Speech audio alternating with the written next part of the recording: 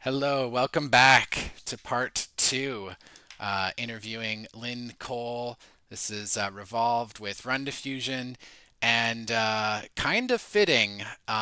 We were having a great discussion talking about noise painting, about creative techniques, about ways to bend AI to create just beautiful mind-bending collages like Lynn's work right here on the screen. So let's just continue from where we were. We were looking at this piece. I think you had a couple noise paintings in diffusing, and let's go from there.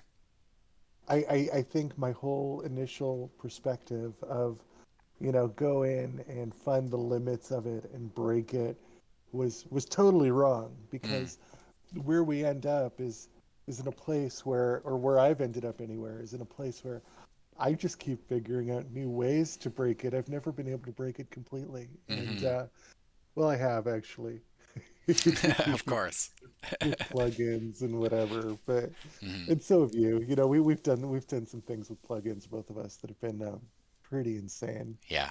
But like in terms of actually like using the machine, um, I don't think it can be broken, and I think the potential use cases are we've touched maybe 1% of the possible use cases that Mm, can be touched um, with AI, and that's a reality that you're either going to find very exciting or absolutely terrifying. hmm Yeah, I was thinking the other day, we talked about um, this sort of emergent property in the stable diffusion model that hadn't been trained in, but it was like Mhm. the researchers went in and they found that in the diffusion model, there's actually a 3D sort of representation that's being created by Oh, the diffusion model while it's working through. And this wasn't something that was trained in. This wasn't something that the researchers had said, oh, this will be very useful. It was something that the emergent properties of the AI, the machine learning algorithms, the math,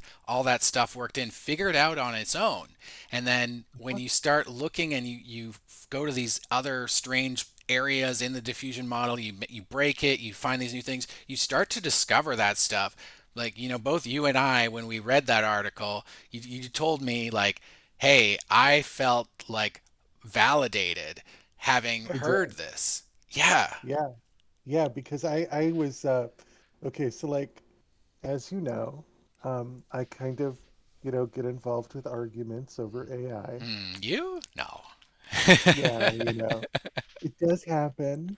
I'm trying to be good. I'm mm, trying to make sure it happens less. hmm But yeah, I mean, so like there was this guy who was supposedly an AI researcher. I have my doubts. And he's like, you don't even know how the system works. And I said, oh, yes, I do. So here's what it does. And, and I walked him through what I saw happening with Stable Diffusion. Now, this was back in 1.4. This was mm, last year, hmm before I was really an expert in the technology. And what I told him was that, the system goes in and, it figures out the depth and it comes up with some assumed normals, and then it uses images from latent space to pose against those normals. And what it does is it sort of removes the noise at that point. And he's like, "You are totally batty. You're completely wrong." And mm, um, he wasn't the only one. hmm I was actually, told that I was wrong by people in our community about hmm stuff like that. hmm Um, and when that's kind of why I stopped talking about it. But when I saw this, I was like, "Oh yeah, that's exactly what I said I saw happening." And it was great. It was great. I felt totally validated and vindicated because hmm um, I am not crazy, and I do have experience with these things. And you know, Something we talked about at the very start of the last video was how you sort of like this awesome person in front of us. You created like, walk us through the process. From my understanding is you created a model in stable diffusion off of your art, and then I you did. got this output of this person, and then you converted this person to a VTuber, um, and that whole process is like all your artistic input, and it's pretty awesome. Can Huh? you like tell me about making a VTuber avatar and kind of what you learned along the way? And I'd love to hear more about that. Oh yeah, no problem. So, um, do you want to see how it's done? Sure, we could take a look. Yeah. I'd love to talk about like different ways to do it. Like, I mean, there's from what we were talking about earlier, there's a lot of different technology that you can use these days to do this stuff. Oh, totally. Okay, so let us. Oh no, hang on. Doo-doo-doo. Ah. So that was an image that is not good because the angle was wrong. But Hmm. see, yeah, the angle is slightly angled, and it's got to be straight on. So Okay. if we're gonna do one like that, let's do this one. She's unique looking. Hmm. And then we're gonna set her gender, and then we're gonna make her no mask. And that should just pull out her face and I put love it the in check place. mark. Selective subject is a baby. Oh yeah, because if it's a baby, it'll really mess with you. Okay, Are you a so now big we're come. baby? Mhm. Too funny. It's Okay. hilarious. Yeah. Huh. So yeah, now we're just sort of loading that in. By Yep. the way, if you're like a DAZ user, there's a plugin for DAZ that does more or less the same thing. There's a few of them, Hmm. and there's one that's actually okay at doing it that might actually work better than this. But the beauty of using CC4 instead of DAZ is that it is so much easier to configure and way fewer plugins to worry about. Hmm. Even though it is part of the same gilded I overpay for three to be a member of the 3D club, you know. Yeah. How? So, Yeah. So the software has a cost, mhm, but you just selected an image and went for it, huh? Like, here we go. Wow. pretty And much. there you go. Okay. Yeah, it's not done yet though. So like Right. now what I have to do is so you're going to notice that um the eyes and the mouth are not quite right. So we need to Yeah. tunify her just a little bit. And thankfully I've got tune morphs and some of them I've made and some of them I bought. But let us go ahead and fix those irises. Oh. Then we're going to run that slider, which Aha.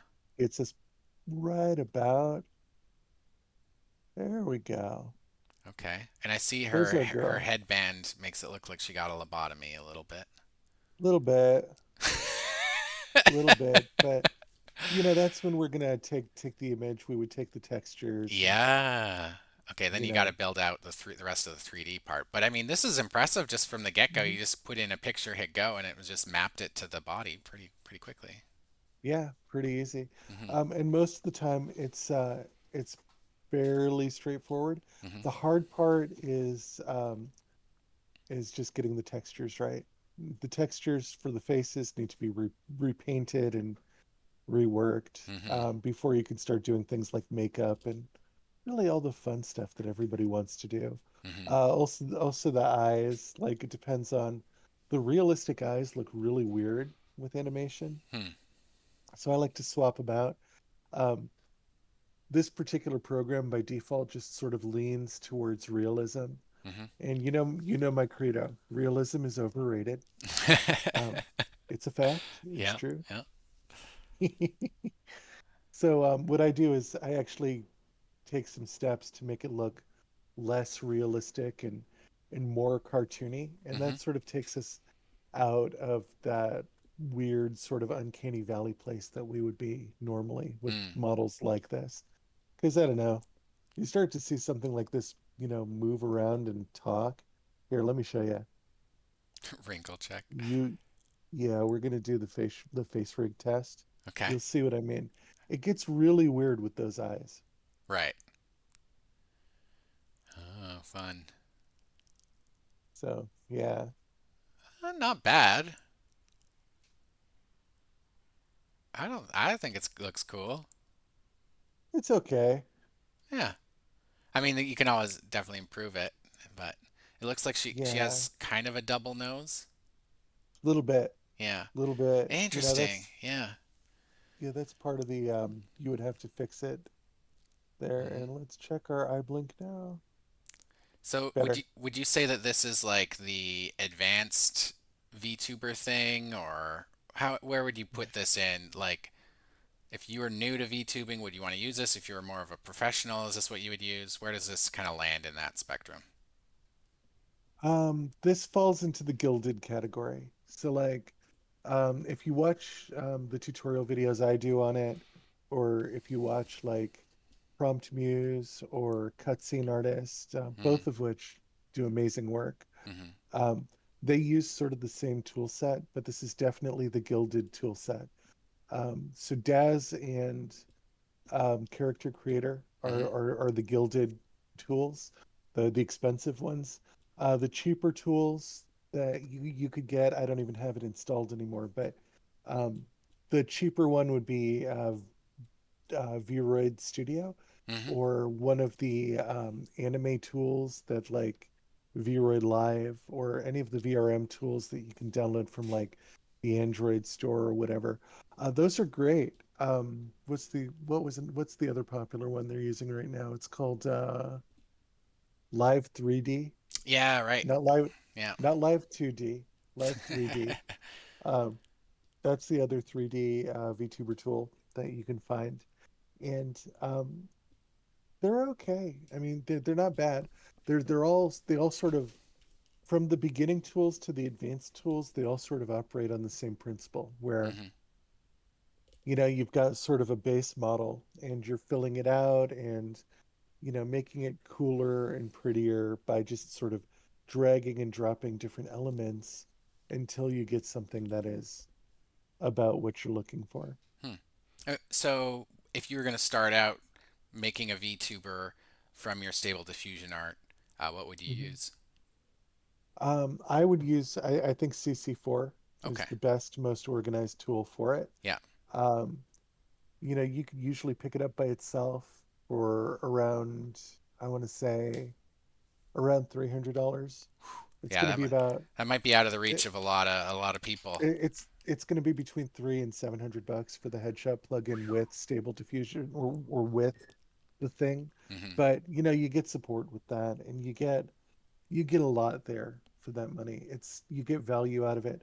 And the cool thing about it is that, unlike every other program on the market, you get a fully rigged model when you Mm, work with CC4. yeah. So like, all you really have to worry about is like, oh no, my smile's too much, or oh no, my jaw doesn't open enough, or oh no, my eyes are not blinking, you know, in the right proportion to what I want. And you can adjust every bit of that, which is exciting. The other cool thing is with the new version of Headshot, which I don't have yet, um, you can take an arbitrary 3D skull that you find anywhere on the internet, like anything that represents a face, hmm and then you just sort of tell it where the eyelids and the nose and the mouth are, and the machine does the rest. It puts the blend shapes in it for you. The blend shape sculpting there alone saves you a week's worth of work. If you're the other because and that's because the other way to do this is with Blender, where Right. you're making all the blend shapes by hand, which I've done a lot of actually.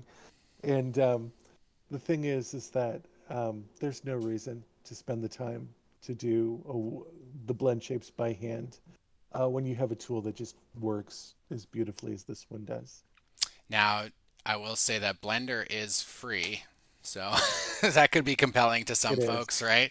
Um, because yeah, I think like when you're just starting out, you may not be sure if like you want to do the VTuber thing professionally or just have fun with it. So Blender is a tough program to learn from scratch. There's of course billions of tutorials out there for it, but it is a tricky one. Do you know if Vroid's free? Is that like a yeah, and then there's Unity as well. Like you could probably do it in Unity as well, right? Unity is sort of your presentation layer. Like, Oh, okay. hang on, let me show you. hmm So here we are in Unity, and Ah, yeah. yeah, that's Unity right there. Cool. And as you can see, here's my editor hmm space in hmm Unity, and you can sort of just totally see where I am and Yeah, what I'm doing. neat. And it's kind of fun. You can see my whole diorama set up, Hmm. and I like it. I like Unity a lot, and Unity works with all of it. So really, if you have a CC4 character, which this one is, she'll export into Unity with some minor modifications. Um, if you have a character that is made in VRoid Studio, she'll work in Unity. Hmm. Um, Really, the key is just making sure that you've got your blend shapes set up, and that you've got your VTuber tools. Mm. The other layer I've got going here is my VC face. Hmm. Um, and the cool thing about VC face is that um, VC face is will wire your motion data into just about anything. Hmm. Um, and if it'll run with, and VC face works with the VRM format. All kinds of programs work with the VRM format. And what I love about VRMs is that it's like a whole ecosystem Hmm. of motion capture and presentation tools. There's, posing tools, there's streaming tools, there's control tools. Um, no matter what you want to do with, your 3D character, um, you've got just an endless amount of possibilities that you don't have to actually go through and create by hand. I suddenly need to go on an unscheduled rant. Is that okay? By all means. Okay, so I love this concept of a VRM, and I do think that there's a need for these unified like foundations, these unified file Mm, formats, and like, agree. man, the, I just I think about like all the open source stuff that people are building. I think this is where NFTs failed. I think that there's Mhm. like this lack of collaboration that happens because the tools aren't there for people to collaborate. When I Right, heard this concept of I'm like my avatar is an NFT right now, right? It's like a dead fellows or something. It's not even mine, but it's something I got. I'm using Hologram. It's a free program. You can load your NFTs in it, but no one's rigging their NFTs for this program. It right, does the tracking, it does some stuff, but no one's rigging them. Um, and it's just kind of sitting there because it's a lot of work to rig these things, right? And if you go through an NFT collection, you probably have to rig them by hand.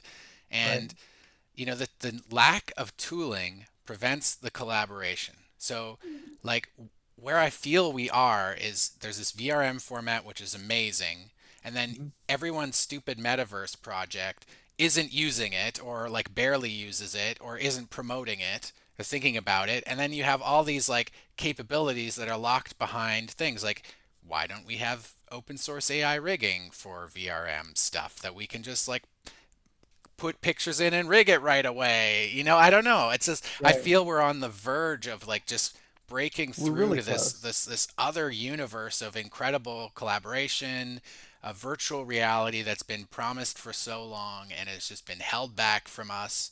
And it's partially because there's like um, a bunch of corporations that want to keep everything to themselves and Mhm. don't want to encourage collaboration, don't want to have standards. That's the word I was looking for this whole time. Standards. We've got standards here. I think that that is what is needed. Anyways, that's my rant. Well, But I'd love to hear your thoughts on that. I think you're absolutely right.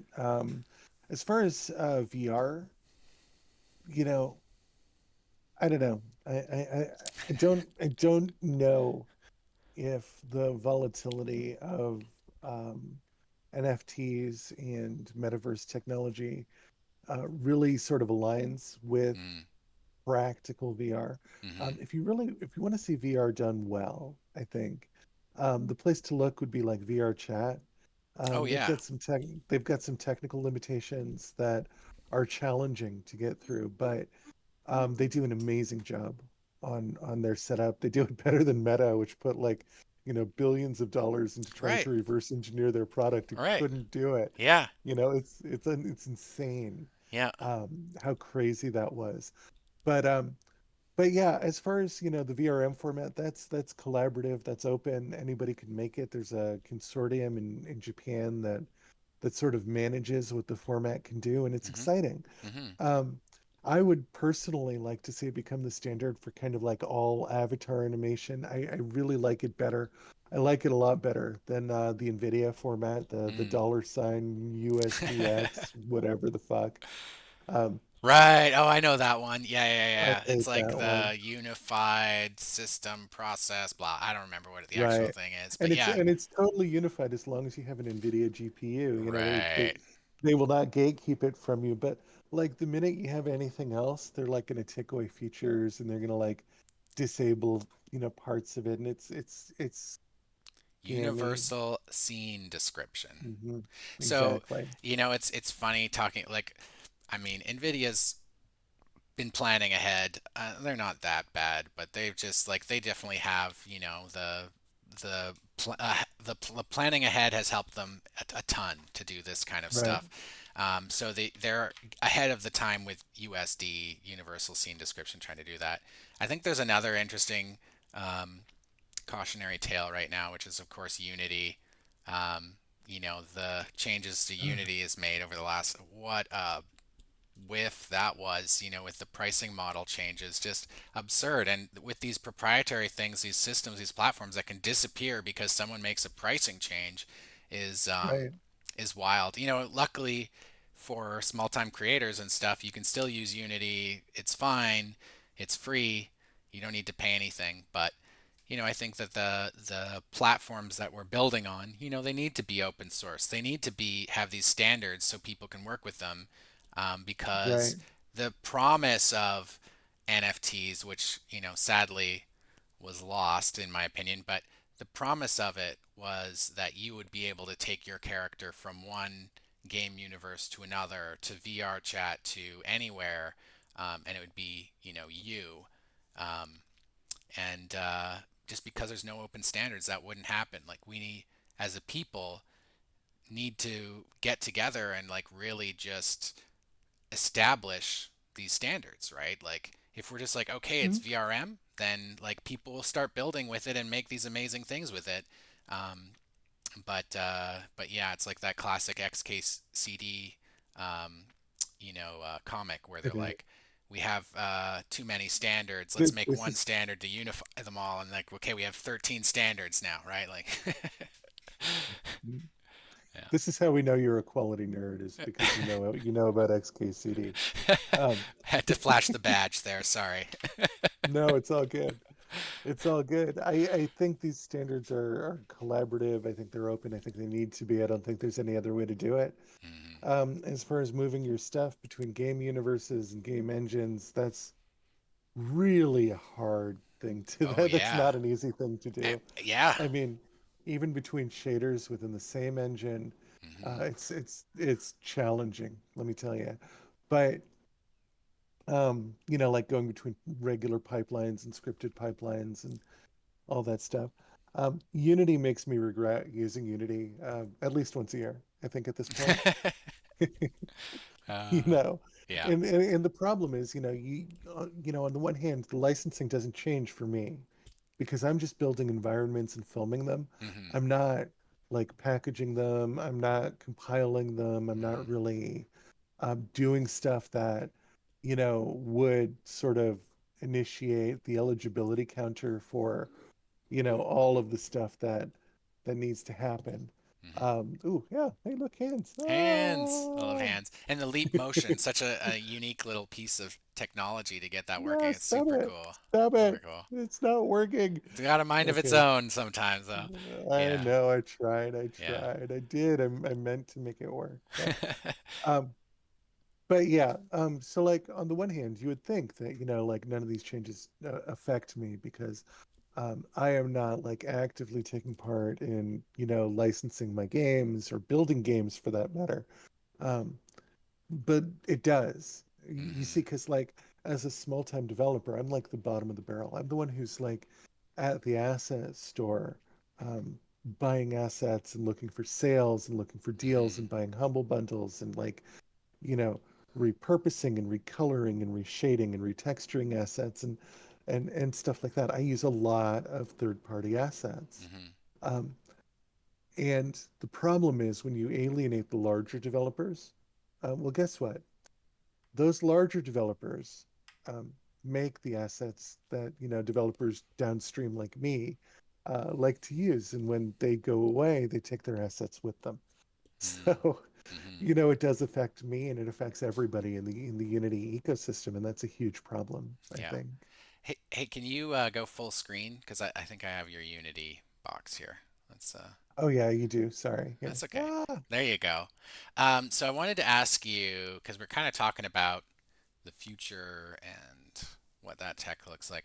What do you think is like stable? What is stable diffusion going to look like in the future? What is possible with it? Tell me a little bit about some of your wildest theories on what you think could happen with stable diffusion in the future. well, I think now that I've been vindicated, and now that you've been vindicated, and now that we all know how what stable diffusion's doing under the hood, I think it's going to be a lot easier Hmm. to render 3D and quasi 3D things. Um, and I'm excited Mm. about that. I really am. Hmm. Things that are going to save me sculpting time, on my models that are just going to make life so much easier.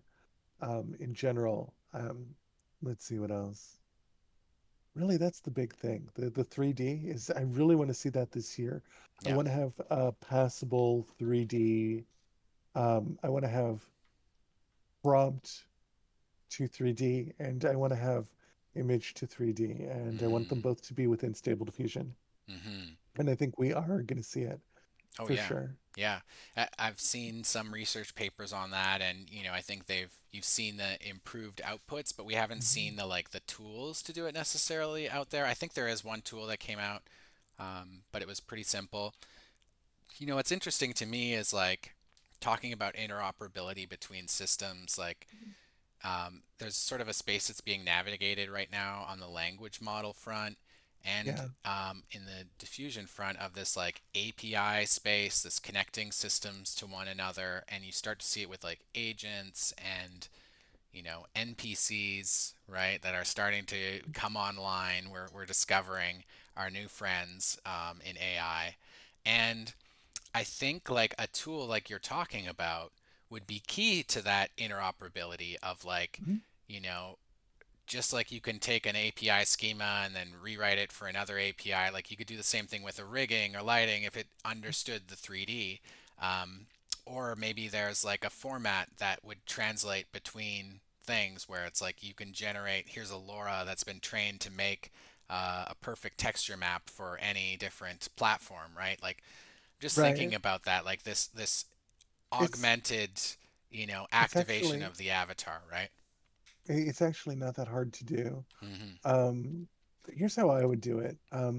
What I would do is have some kind of armature that is secondary armature, Hmm. where you can sort of pre-program, your that armature to do things like, open mouths, blink eyes, move cheeks, stuff Hmm. like that. As long as what you do sort of registers as a face and, within certain limitations and parameters and whatnot, you can absolutely make an armature do that. And if you can make an armature do that, you can you can save the deformations if so facto, have your blend shapes super easy, not a Mm. problem. Yeah. It's really all just a matter of, is it a 7 point armature or is it a, 57 point or 58 point armature rather? Hmm. Um, how far are you taking it and how much complexity is involved? Um, the big thing, the hard part, and the armature is the easy part, so like actually getting the blend shapes in, you can pre-program that, you can, do anything you need Oh, to there. you froze. The hard part You is froze, Lynn. actually getting the Or did I system freeze? that is not designed to do an even symmetrical 3D mesh to do an even symmetrical 3D mesh, because even tools like CSM, which are as far as we've gotten like as an industry so far, um, CSM is amazing. What is Um, CSM? CSM is where you go through and you give them a picture of your image, Hmm. and it turns and then their machine thinks about it, and in 2 steps the machine converts that image into a 3D model to the Wow. best of its ability. It's you remember Icon, what Icon did? Nope. Icon did sort of the same thing, but Okay. Icon was so uh, not even close. CSM is like six generations ahead of it, Wow. um, and that's exciting. Hmm. You know, and when I make these things sound old, we're talking about research that came out last year. Right. You know, Yeah. it's like, yeah, that was an eternity ago. You remember Yeah. that? That Stone Age piece of equipment that was state of the art technology 9 months ago. Yeah, that thing. I was thinking about this while I was researching like how to make a VTuber model, and I was like Mhm. looking at someone making something in Vroid, and they were an illustrator, so they were drawing it out, and they were doing it in layers so that when they transferred it over, that they'd have these different layers that they could activate, and use as for the rigging. And I was thinking, I'm like, this is like segment anywhere. Like, if Yeah, you just did that like identification of pieces, you've got that like hard that first hard part is done. Um, it's just I think that it's going to need more multimodal you're you're models. thinking about the live 2D, the 2D Uh, stuff, yeah. right? Exactly. Yep. That is, yeah. I've actually wanted to do a dedicated project to doing the rigging on that because the rigging on those is so simple. Mhm. You know, all you got to do is figure out where the folds need to be in any given piece of clothing. Mhm. You know, you could calculate that with PyTorch. Mhm. You don't even need you yeah, just use any kind of segmentation model to figure it out. It's super easy. Mhm. You could generate all of the pieces individually if you've got a fine-tuned model that's trained on that kind of images. And the rigging itself for those actually saves to a JSON file. So like, Mm. you just save it to a JSON file, throw your packet in, and the system is smart enough to figure it out. Hmm. So like, it's really just a matter of generating two files, one with the image segment pieces and the other with the JSON in it. Yeah, I think that's where things are going to go is this like simple formats, instant rigging, It needs to be instant instant because 3D model from image, right. from text. Like that's all going to happen. And then when that happens, like everyone's going to be like, uh, we need to play in VR with this because it's super Mhm. fun. I just have a fun memory of I did a conference and one of the conference speakers was like, "Oh, I do VR stuff and spatial sound, so can we just use like a Mozilla Hubs for this event?" And I was Mhm. like, "Yeah, sure. It's an online event." And I just remember the absolute chaos that ensued when this event happened is like everyone was spawning 3D objects all over the environment. There was like random horses would be falling from the air. There would be like cars crashing through walls. Meanwhile, this guy's just like calmly giving a talk about spatial audio, just like going away. And but this chaos, it was so fun. Everyone was an adult in the meeting, but they were playing like they were 6 years old because it was so hilarious to be in this 3D environment where you had unlimited creative potential. And that's kind of what I see coming is there's just going to be hijinks, shenanigans, major mischief, all assisted by AI, and it's going to be a lot of fun. Um, Lynn, I think we should wrap up here. I want to talk just quickly. Where can people find you? What are your social medias? And yeah, where can we see your art and so on? Just if you want to give an outro there. Yeah, no problem. And thanks for having me. This was a really fun show, and I Yeah, think yeah, you're absolutely right. Um, VR is going to get better. Everything's going to get better. We are at like this is as bad as the technology's ever going to be, and right now it's actually pretty good. yeah. So, yeah, okay. So you can find me at www.lyncole.art. That's LYNNCOLE.ART. I'm glad I remembered how to spell my name now. And and you can find me on Twitter at actualartlyn. I'm happy to hang out and talk about any of this fun stuff with obviously people who are willing to discuss it in good faith. And I'm on YouTube and under Lynn. Yeah, I'll give you all the links and Oh yeah, we'll whatever, put it in the description. Awesome. Yeah, I've got a million links, and oh, yeah, yeah, that's about it. I had a great time, and thank you for having me Yeah. tonight. It was a really good show. We're super honored to have you as well in the Run Diffusion community in the Discord and stuff. And we get to see your experiments live while they're being made, as well as on Twitter. It's been really awesome following your journey, and so glad we could chat. We'll definitely have you back at some point and see what's new. Like maybe a year from now, we can do a retrospective, and we'll be in a 3D space, probably talking about stuff together. Who knows? A I year from now seems like an infinite amount of time in I AI. can't even imagine that far ahead, Yeah. honestly. Yeah. All right. Awesome. Well, thank you, Lynn, and thanks to everyone who watched, and we'll see you next time. Have a good one.